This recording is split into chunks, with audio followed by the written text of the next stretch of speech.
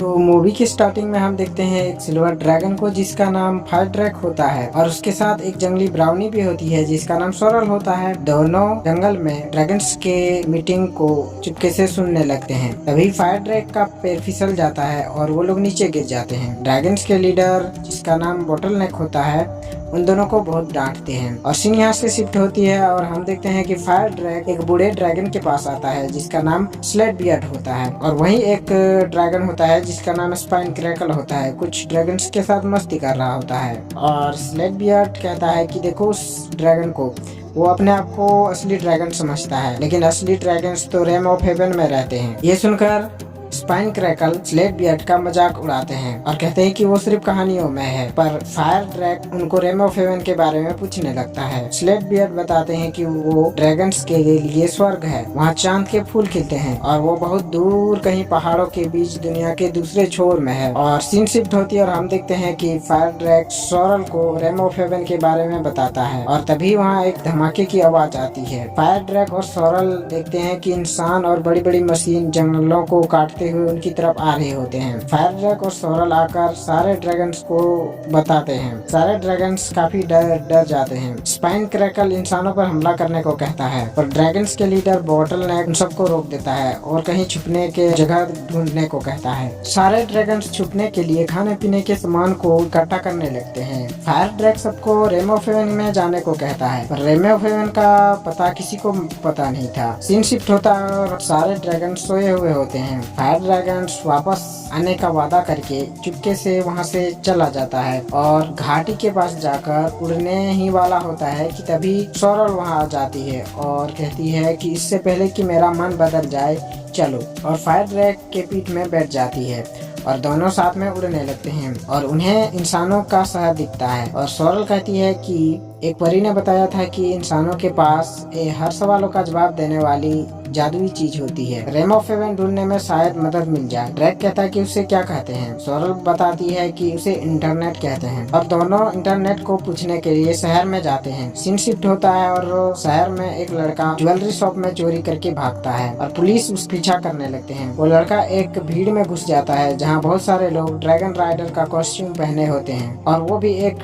Costume पहन लेता है और भाग जाता है। और इधर सोरल और फायर ड्रैग की भी क्रैश लैंडिंग हो जाती है। सोरल फायर ड्रैग को छुपने को कहती है और खुद इंटरनेट को ढूंढने जाती है। फायर ड्रैग छुपने के लिए एक वेयर हाउस में जाता है और वहाँ ड्रैगन राइडर का पोस्टर देखता है और उसे स्लेट बियर्ड की बातें याद आती है और तभी वहाँ वो लड़का आ जाता है और फायर ड्रैग को देखकर काफी डर जाता है। फायर ड्रैग उसे देखकर खुश होता है, वो उसे ड्रैगन राइडर समझने लगता है और रेम ऑफ हेवन ढूंढने में मदद करने को कहता है। तभी सोरल आ जाती है और फायर ड्रैग को डांटने लगती है और कहती है कि मैंने तुम्हें मना किया था किसी इंसान से मिलने को।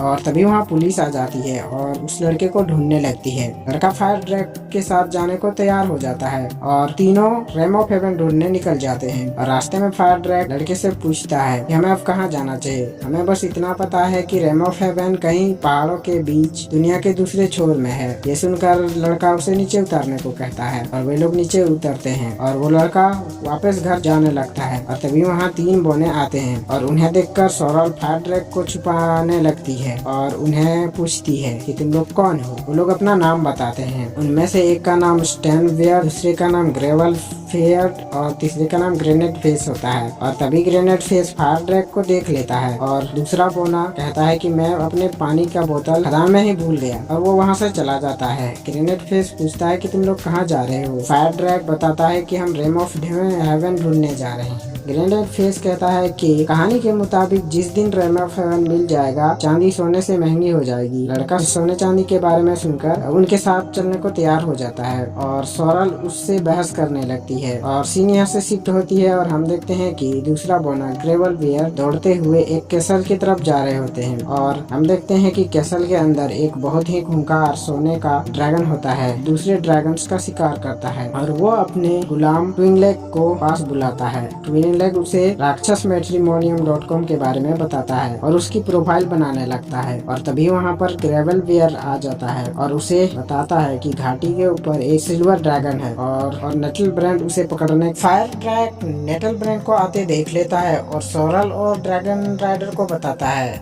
और जैसे ही नेटल ब्रांड वहाँ आता है वो लोग उड़कर भाग जाते हैं। नेटल ब्रांड अपने कौवे रेवान को बुलाता है और ट्विंगलेग को उनके पीछे भेजता है। नेक्स्ट सीन में हम देखते हैं कि बाकी के ड्रैगन्स फायर ड्रैग को ढूंढ रहे होते हैं और तभी वहाँ पर सोरल की माँ आती है और बताती है कि सोरल भी कहीं गायब हो गई है। और अगले ही सीन में हम देखते हैं कि वे लोग एक रेगिस्तान के ऊपर से उड़ रहे होते हैं। तभी ड्रैगन राइडर फायर ड्रैग को मुँह से आग निकालने को कहता है, पर फायर ड्रैग से मना करता है और कहता है कि हमारे बड़े बूढ़ों ने मना किया है। पर ड्रैगन राइडर कहता है कि यहाँ कौन देख रहा है। जैसे ही फायर ड्रैग आग उगलने वाला होता है तभी एक बहुत बड़ी रेत की तूफान आ जाती है और वे लोग नीचे गिर जाते हैं। और नेक्स्ट में हम देखते हैं कि वे लोग एक रेगिस्तान में फायर ड्रैग को ढूंढने लगते हैं और तभी वे लोग देखते हैं वहाँ एक खंडर होता है और खंडर के अंदर जाते हैं तो फायर ड्रैग वहाँ बेहोश पड़ा होता है। तभी वहाँ एक अजीब जानवर आता है और ड्रैगन राइडर फायर ड्रैग से उस जानवर को जलाने को कहता है, पर फायर ड्रैग के मुंह से आग नहीं निकलती। और यहाँ ड्रैगन राइडर को पता चलता है कि फायर ड्रैग के मुंह से आग नहीं निकलती। तभी वो जानवर उन पर हमला करने ही वाला होता है कि तभी वहाँ एक आदमी आ जाता है और उन्हें बचा लेता है और वो अपना नाम प्रोफेसर बार्नाबास ग्रीनब्रूम बताता है। ड्रैगन राइडर फायर ड्रैग के ऊपर चिल्लाता है और कहता है कि इसे तो आग भी उगलना नहीं आता। फायर ड्रैग नाराज हो जाता है और वो अकेले बैठा हुआ होता है। ड्रैगन राइडर उसके पास आता है और उसे पूछता है कि आग क्यों नहीं निकलती। फायर ड्रैग बताता है कि पता नहीं, सिर्फ चिंगारियां ही निकलती है। और सारे ड्रैगन उसे कच्चा नींबू बुलाते हैं। और ड्रैगन राइडर पूछता है कि तुम रेम ऑफ हेवन क्यों ढूंढ रहे हो, आखिर क्या खास बात है। फायर ड्रैग बताता है कि ड्रैगन्स के लिए वही एक सुरक्षित जगह है, इंसानों ने सारे जंगल बर्बाद कर दिए हैं। ड्रैगन राइडर कहता है कि सारे इंसान बुरे नहीं होते, कुछ अच्छे भी होते हैं। फायर ड्रैग कहता है कि तुम हमारी मदद करो रेम ऑफ हेवन ढूंढने में। और ड्रैगन राइडर मान जाता है और वे लोग प्रोफेसर के कैंप में जाते हैं और ट्विंगलेग भी उनके पीछे जाता है। और प्रोफेसर बताते हैं कि वो बवंडर इसी जानवर ने किया था और वो उन्हें एक नक्शा दिखाता है और बताता है कि रेम ऑफ हेवन कहाँ है ये तो मुझे पता नहीं, पर एक जिन है जिसकी 1000 आंखें हैं, वो बता सकता है। आज रात यहीं आराम करो, कल चले जाना। और नेक्स्ट सीन में हम देखते हैं ट्विंगलेग नेटल ब्रांड के पास कॉल करता है और बताता है कि वे लोग रेम ऑफ हेवन ढूंढने जा रहे हैं और उसके पहले वे लोग 1000 आंखों वाले जिन के पास जाएंगे। ये सुनकर नेटल ब्रांड बहुत खुश होता है और वो भी उनके पीछे आने लगता है। नेक्स्ट सीन में हम देखते हैं कि ड्रैगन राइडर एक भयानक सपने से उठता है और तभी प्रोफेसर उसे बुलाते हैं और उसे अपना कार्ड देते हैं। कहते हैं कि जब भी चाहो तुम मेरे घर आ सकते हो और वो उससे उसका नाम पूछने लगते हैं। ड्रैगन राइडर अपना नाम बैन बताता है और अब हम इसे बैन ही कहेंगे। और बैन अपने बैग उठाने जाता है और तभी ट्विंगलेग उसके बैग में घुस जाता है और सब जीनी के नहर की तरफ उड़ने लगते हैं। रास्ते में उन्हें एंग्री जायंट्स मिलते हैं और समुद्री ड्रैगन्स का भी सामना होता है और वे लोग उससे बचते हुए एक पहाड़ी में उतरते हैं। तभी वहाँ एक पहाड़ी गिद्ध आ जाती है और सोरल को उठा लेती है। बैन और फायर ड्रैग के पीछे जाते हैं। गिद्ध उसे अपने घोंसले में ले जाती है और जैसे ही उसे घोंसले में रखने वाली होती है, फायर ड्रैग की आंखें चमकती है और उस पर नीला आग उगलने लगती है और उस पर नीला आग उगलने लगता है। गिद्ध सोरल को छोड़ देती है। बैन और फायर ड्रैग उसे पकड़ लेते हैं और उसे बचा लेते हैं और एक बड़े से पत्थर पर जाकर रुकते हैं। और तभी वहाँ बैन कहता है कि तुमने अभी अभी आग उगली है और दोनों बहुत खुश होते हैं। तभी सोरल देखती है वे लोग जीनी के नहर तक पहुँच गए थे।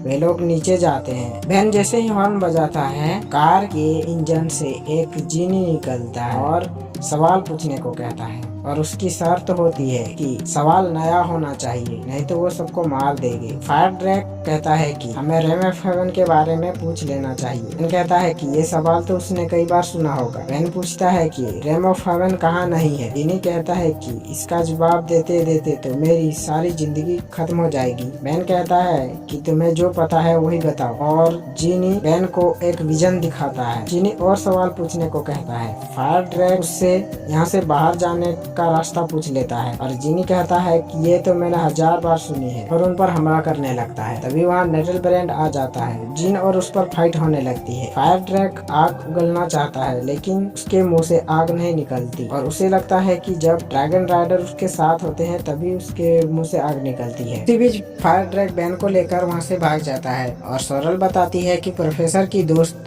सुबेसा गुलाब पास में ही इंडिया में रहती है, क्यों ना उससे पूछ लिया जाए। और वे लोग इंडिया पहुंच जाते हैं, जहां उनका स्वागत किया जाता है और वे लोग सुबेसा गुलाब से मिलते हैं और मदद करने को कहते हैं। सुबेसा गुलाब बताती है कि रेम ऑफ हेवन को किसी शक्तिशाली जादू से दुनिया से छिपा कर रखा गया है और इसके बारे में किसी को भी नहीं पता, और वो उसे वारन की मंदिर में ले जाते हैं। बताती है कि वारन एक अकेला इंसान जिसने ड्रैगन की सवारी की, और जब ड्रैगन्स पर हमला हुआ तो वारन ने उन्हें रेम ऑफ हेवन में ले गया और एक खास चाबी से बंद कर दिया। और जब वारन दूसरे ड्रैगन्स की खोज में निकला तब नेटल ब्रांड ने उसे पकड़ लिया और चाबी छीन ली और उसे मार दिया। तभी ट्विंगलेग की चीख निकल जाती है और सोरल उसे पकड़ लेती है और पूछती है कि तुम कौन हो।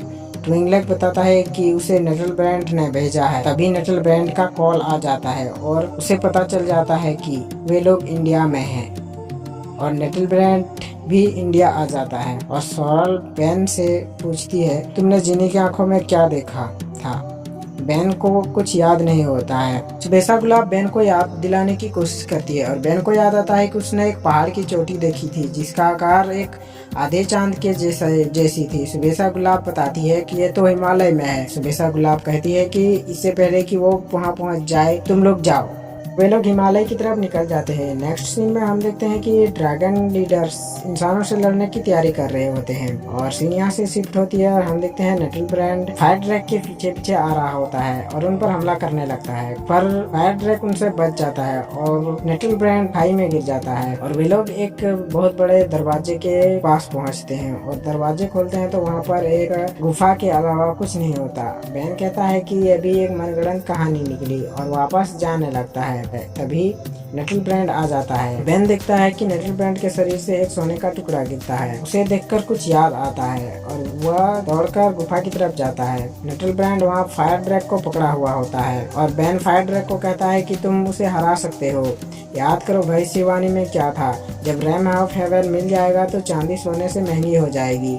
तुम चांदी हो और वह सोना, आग का इस्तेमाल करो। नेटल ब्रांड बेन को भी पकड़ लेता है और उसे खाने ही वाला होता है कि फिर से फायर ड्रैग की आंखें चमकने लगती है और उसके मुंह से नीली आग निकलती है और वो नेटल ब्रांड को पिघला देता है। तभी सोरल देखती है कि वहाँ कोई लाल रंग की कोई चाबी पड़ी हुई होती है और वो एक स्टेचू में लगाती है और रेम ऑफ हेवन का दरवाजा खुलने लगता है जो बहुत ही सुंदर होता है। वहाँ बहुत सारे ड्रैगन्स उड़ रहे होते हैं और जैसे कि स्लेट पेड ने बताया था, यहाँ पर फूल बहुत ही ज्यादा चमक रहे होते हैं और वे लोग वहाँ से वापस चले जाते हैं।